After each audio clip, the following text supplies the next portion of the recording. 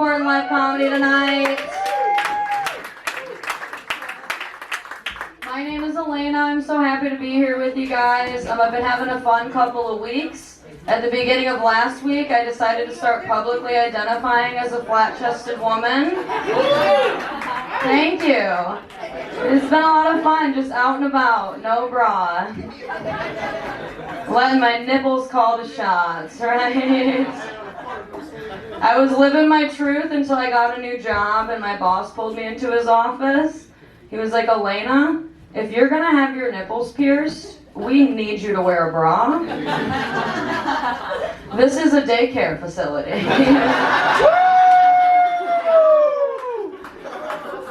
Thank you guys for laughing at that. I am going through a breakup right now. Anybody else? It's usually just I saw you, sir. It's fine. But no, I wish I could say that I didn't see it coming, but text messages between me and my boyfriend started getting business casual. Yeah, you know it's going downhill when you receive a text that says, "Good afternoon." I'm so sorry for the delay, right? I am bummed about it. We were together for like 2 years. We were just starting to get to the fun, comfortable part of our sex life. You know, like 6 months ago, we were on the couch, making out, watching my 600-pound life.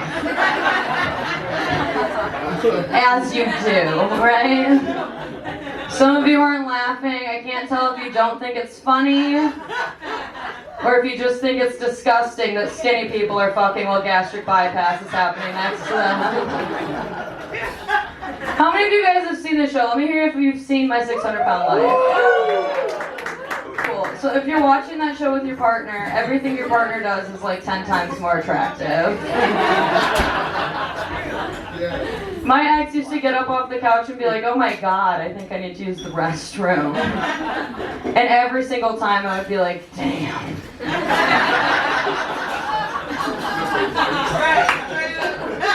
Unassisted? That one's a bit of a thinker. Gotta think about it. But no, we were on the couch making out, watching this show, and he stopped me. He was like, babe, is there anything you want to try that we haven't got to do yet? And I was like, yeah, foreplay sounds pretty fun. There's always a lot more women laughing on that one than men. She's laughing harder than you, sir. Step it up.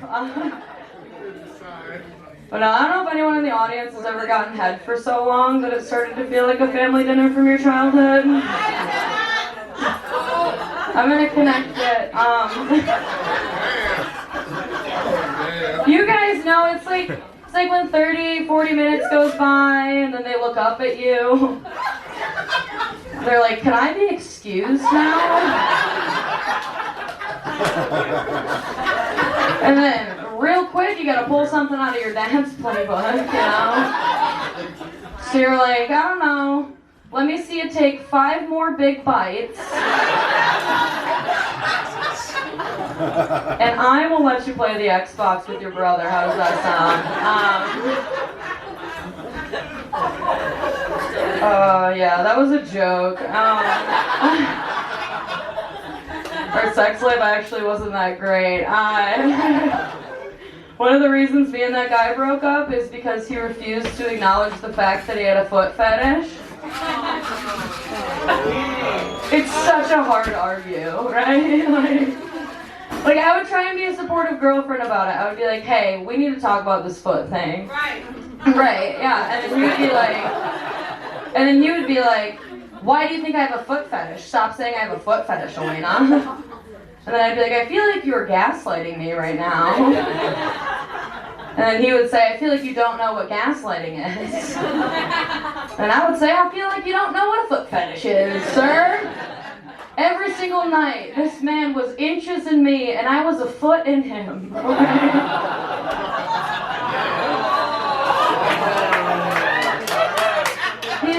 He's doing well, though. I saw him recently. He's doing fine. He's wearing thumb rings now.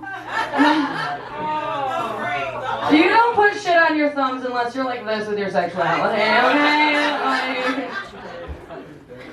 thank you. That was 6 months ago, and I do keep on saying that I'm going through a breakup, so I'm just going through it. Took me 6 months to hook up with somebody else.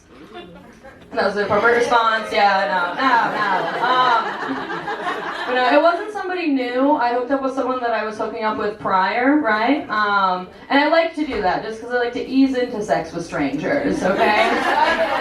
When you hook up with someone you've already hooked up with, you know what to expect, right? Like, I landed on this dude, Chris.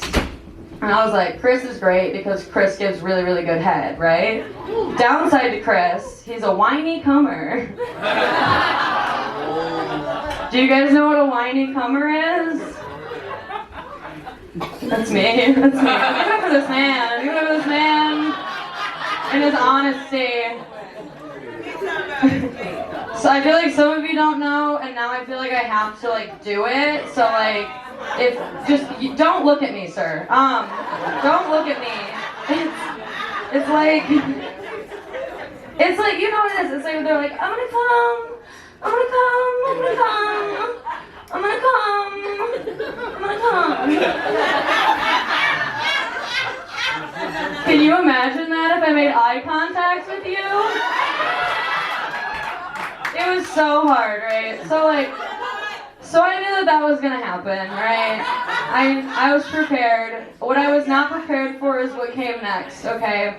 This is the most on-screen moment of my life. I didn't know this happened outside of Hollywood. This man proceeds to fall onto my chest and then start fucking crying. Crying, like tears of joy, I guess. He started saying shit that was really worrying me. Like, he was like, I can't believe you're here right now. It's been hard for me to contain my excitement. And the scariest one of all, I've been thinking about this for years.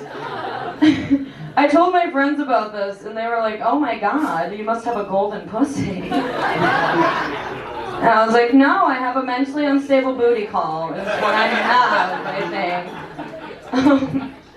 And the best part about the whole thing is that, like, after the fact, like, I know him, right? Like, he's seen my stand-up before, so we're laying there, and he looks at me and he goes, you know, before this, I went to the store and I grabbed some more pillows because I didn't want to be the dude from your joke with just one pillow. And